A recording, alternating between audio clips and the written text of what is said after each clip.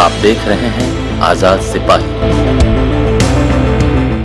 राजधानी में व्यवसायी की हत्या से सीएम लाल, चीफ सेक्रेटरी, होम सेक्रेटरी और डीजीपी तलब।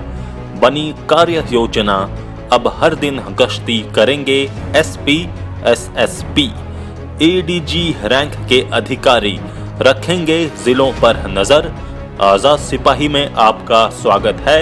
मैं हूं राकेश सिंह। राजधानी में शुक्रवार की रात सरेआम मेन रोड में व्यवसायी नरेंद्र सिंह होरा की हत्या ने हर आम और खास के साथ साथ पुलिस प्रशासन और सीएम तक को झकझोर दिया।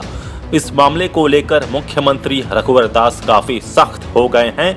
उन्होंने इस मामले पर गंभीरता दिखाते हुए सीएम, होम सेक्रेटरी, डीजीपी समेत आला अधिकारियों को तलब किया। उन्होंने व्यवसायी नरेंद्र सिंह होरा के बेटे रुपेंद्र सिंह होरा से बात कर आश्वासन दिया है कि किसी भी हाल में अपराधियों को बख्शा नहीं जाएगा। सीएम ने अधिकारियों संग बैठक में दो टूक कहा कि किसी भी हाल में सुरक्षा में चूक नहीं हो। इस हत्याकांड में शामिल अपराधियों की तुरंत गिरफ्तारी सुनिश्चित हो। सीएम ने कहा कि दुर्गा पूजा नजदीक है, ऐसे में राजधानी में चाक चौबंद सुरक्षा होनी चाहिए। सीएम ने कहा कि एडीजी से लेकर आईजी रैंक तक के अफसर मॉनिटरिंग करें। आईजी रैंक के अफसर फील्ड में जाएं। थानेदार, इंस्पेक्टर, एसआई और थाना पर भी आईजी की नजर रहे। पेट्रोलिंग की मॉनिटरिंग होनी चाहिए। अफसर ये भी देखें कि पेट्रोलिंग हो भी रही है या नहीं। डीएसपी लगातार गश्ती पर रहें। एसएसपी और एसपी हर दिन 2 घंटे गश्ती करें। समीक्षा के दौरान सीएम ने 8 जिलों पर विशेष रूप से फोकस किया। अपराध नियंत्रण को लेकर कार्य योजना भी बनाई गई। तय हुआ कि एडीजी ऑपरेशन रामगढ़ और हजारीबाग की मॉनिटरिंग करेंगे। एडीजी हेडक्वार्टर को गोड्डा, बोकारो, धनबाद की जिम्मेदारी सौंपी गई है। आईजी सीआईडी को देवघर, दुमका और आईजी को रांची की जिम्मेवारी दी गई है। वहीं सीआईडी अफसर अरुण कुमार को जमशेदपुर और डीआईजी पलामू को पलामू की जिम्मेवारी दी गई है। ये अफसर अपराध नियंत्रण की कार्य योजना की मॉनिटरिंग करेंगे।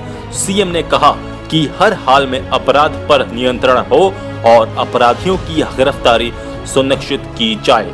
सीएम ने सख्त निर्देश दिया कि हर हाल में नरेंद्र सिंह होरा के हत्यारे पकड़े जाएं। उन्होंने कहा कि दुर्गा पूजा का त्योहार सिर पर है।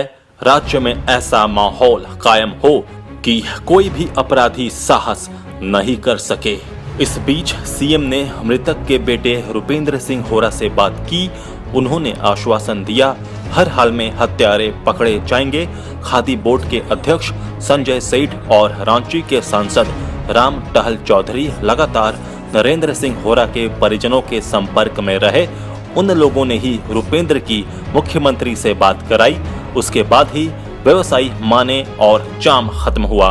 उसके बाद शव को पोस्टमार्टम के लिए भेजा गया और फिर शाम को उनका अंतिम संस्कार हुआ। क्या है मामला?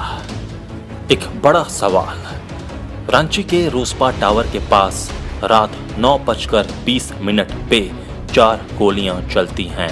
उसमें से एक गोली व्यवसायी नरेंद्र सिंह होरा के दिल के पास लगती है और दिल को छेद कर बाहर निकल जाती है। बाकी गोलियां मिस फायर होती हैं। गोली लगते ही नरेंद्र सिंह होरा जमीन पर गिर जाते हैं।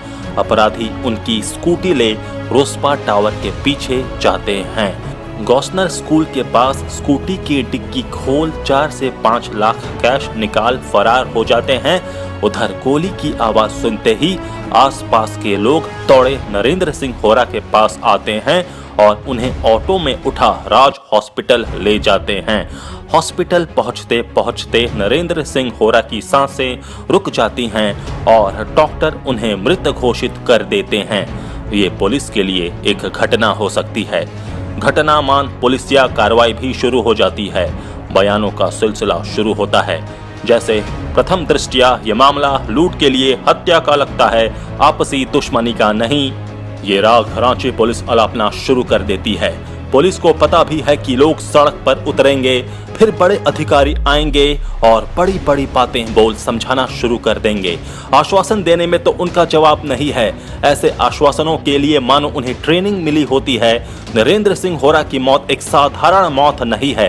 दरअसल ये पुलिस को अपराधियों की तरफ से करारा तमाचा है कि तुम लोग पीसीआर में बैठे गेम खेलते रहो, बिजी रहो, हेलमेट चेकिंग के नाम पर उगाही करते रहो, बाहर की गाड़ी देखते ही उसे दबोचो और इस दरमियान हम तुम्हारे सामने से हेलो कहते हथियार ले निकल जाएंगे और तुम राइट लेफ्ट ताकते रह जाओगे। व्यापारी उद्योग खड़ा करता है, हजारों हजार लोगों को नौकरी देता है, सरकार को टैक्स देता है, जिससे पुलिस वालों को भी तनख्वाह मिलती है। वो एक तरह से लोगों की जीविकोपार्जन का माध्यम होता है। उसी व्यापारी की अगर हत्या होती है तो इससे समाज, शहर और राज्य कमजोर होता है। क्या राज्य को कमजोर करने के लिए पुलिस की बहाली होती है? क्या सिर्फ हेलमेट पहनाने के लिए पुलिस की बहाली होती है? क्या सिर्फ बाहर राज्यों से आने वाली गाड़ियों को पकड़ने के लिए पुलिस की बहाली होती है? नहीं, पुलिस की बहाली होती है आम लोगों की सुरक्षा करने के लिए। देश की सुरक्षा के लिए इंडियन आर्मी तैनात है, वो बखूबी अपना काम जानती है। लेकिन अगर राज्य की भी सुरक्षा पुलिस नहीं कर पाए तो पुलिस किस काम की? उम्मीद की जानी चाहिए कि पुलिस अपनी जिम्मेदारी समझेगी, फिर कोई व्यवसायी या आम जन संगठित अपराधियों का शिकार नहीं बनेगा। अपराध मुक्त होगी राजधानी। आइए सुनते हैं क्या कहा संजय सेठ और राम टहल चौधरी ने। देखिए, चिंतनीय और दुखदायी तो है जो कल की घटना हुई है, क्योंकि हम सब रांची के रहने वाले और रांची को का जो अमन चैन था, वो अमन चैन तो पूरे हिंदुस्तान में उसकी ख्याति थी कि रांची के अंदर आप सहज ही आप व्यापार कर सकते हो, रह सकते हो। अभी भी है, लेकिन घटना घटी है, और घटना घटी है तो ये पुलिस प्रशासन के लिए चुनौती भी है। और अभी माननीय राम टहल चौधरी हम सब और चैम्बर के अध्यक्ष माननीय मुख्यमंत्री जी के पास गए थे, उनसे वो भी चिंतित थे। उन्होंने कहा कि हम आज ही डीजीपी और होम सेक्रेटरी को बुलाते हैं और उनसे पूछते हैं कैसे क्या है। वो भी चिंतित दिखे, तो हम सब तो ये कह सकते हैं कि जल्दी से जल्दी अपराधी पकड़े जाएं। अब तो हमने एक और राय दी है, कुछ दिन पहले डिप्टी कमिश्नर और सीनियर एसपी को भी हमने सुझाव दिया था कि पहले सड़कों पर एसपी और डीसी की गाड़ी दिखती थी, तो जब प्रशासन सड़क पे होगा ना तो अपराधी भागेगा। अब तो डीसी एसपी की गाड़ी दिखती नहीं है, क्योंकि वो तो चैम्बर में रहते हैं, फिर काम हुआ तो चले गए या कार्यालय गए, प्रोजेक्ट भवन गए। तो मेरा तो यही सुझाव होगा अभी भी, चाहे वो एसपी हो, डिप्टी कमिश्नर हो, डीएसपी हो, प्रशासनिक अधिकारी हो, वो सड़क पर राउंड लेंगे तो जनता में विश्वास जगेगा। वो राउंड लेंगे, अपराध कर्मी भागेंगे। तो वो प्रवृत्ति अगर वो शुरू होगी, वो घूमेंगे, तो आपका पीसीआर वैन है जो सरकार ने करोड़ों रुपए की लागत से पीसीआर वैन खड़ा है, करोड़ों लागत उनको सैलरी मिलती है। पीसीआर वैन पे लोग, हमने अक्सर देखा है, पीसीआर वैन में लोग सोते रहते हैं या तो मोबाइल खेलते रहते हैं। पीसीआर वैन जब कोई छत्तीसगढ़ का नंबर दिखता है तो कूदते हैं, जब बिना हेलमेट का दिखता है तो कूदते हैं। तो अपने आचरण में चेंज लाना होगा, और ये चेंज कौन लाएगा? हम आप नहीं कर सकते, सरकार नहीं कर सकती, वो तो एसपी एसएसपी को करना होगा, डीसी को करना होगा। वो जब राउंड लेंगे तो पीसीआर में बैठा हुआ जवान भी मुस्तैद रहेगा कि एसपी की गाड़ी कब आ जाएगी, डीसी कब गाड़ी आ जाएगी, तो वो मुस्तैद रहेंगे और अपराध कर्मी भागेंगे। तो एक कड़ाई करने की जरूरत है। और उत्तर प्रदेश के अंदर हमने देखा, योगी जी ने कड़ाई की। आप देखिए, आज उत्तर प्रदेश के अंदर ठीक है घटना होती है, लेकिन उत्तर प्रदेश के अंदर अभी अपराध अब वो सर चढ़ के नहीं बोल रहा है।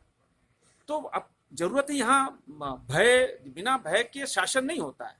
तो शासन राजधानी इसमें निश्चित रूप से पुलिस प्रशासन को थोड़ा सा सख्ती बरतना पड़ेगा, और क्रिमिनल को पुलिस से अगर भय नहीं होगा तो क्रिमिनल आए दिन उसका मन बढ़ता है, और आए दिन रोज घटनाएं चोरी से लेकर डकैती, हत्या, ये सब यहाँ हो रहा है। तो कहीं ना कहीं पुलिस को इसको ऐसी व्यवस्था करे जिससे कि डर हो, और फिर वो जो क्राइम करके जाते हैं उनको पकड़ने का काम हो और उनको सजा हो, तभी हो सकता है। बहुत सा केस में तो देखते हैं कि महीनों दिन, साल भर से क्रिमिनल पकड़ते हैं, तो ये भी दुर्भाग्य की बात है। तो और वो लोग भय मुक्त हो जाता है सब। इसको बहुत टाइट करने की ज़रूरत है, और बहुत दुखद बात है कि राजधानी में अगर इस तरह की घटना हो जिसको हमने रोक पाए, तो फिर शासन प्रशासन सरकार का पहला काम होता है कि हम जान माल का सुरक्षा पीसीआर वैन भी वहाँ पीसीआर वैन जिसलिए दिया गया है उतनी गाड़ी, वो अपना ड्यूटी नहीं निभा पा रहे हैं, जो हम लोग देखते हैं, इसलिए उसको टाइट करने की जरूरत है। अगर आप दिए हैं सुविधा तो उसी तरह से उनको अलर्ट कानून व्यवस्था को लेकर किन्हीं से बात करेंगे? अभी मुख्यमंत्री से बात हुई, मुख्यमंत्री से, और उन्होंने अभी डीजीपी वगैरह को भी बुलाए हैं और होम सेक्रेटरी से आज ही हो रही मीटिंग? हाँ, आज ही हो रही है। आजाद सिपाही के विशेष में अभी इतना ही। खबरों की और भी अधिक जानकारी के लिए आप पढ़ते रहिए अपना लोकप्रिय दैनिक अखबार आजाद सिपाही।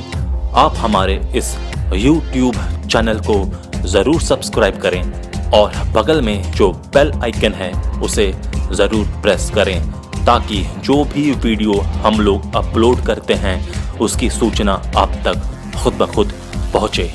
जुड़े रहिए आजाद सिपाही के साथ। धन्यवाद।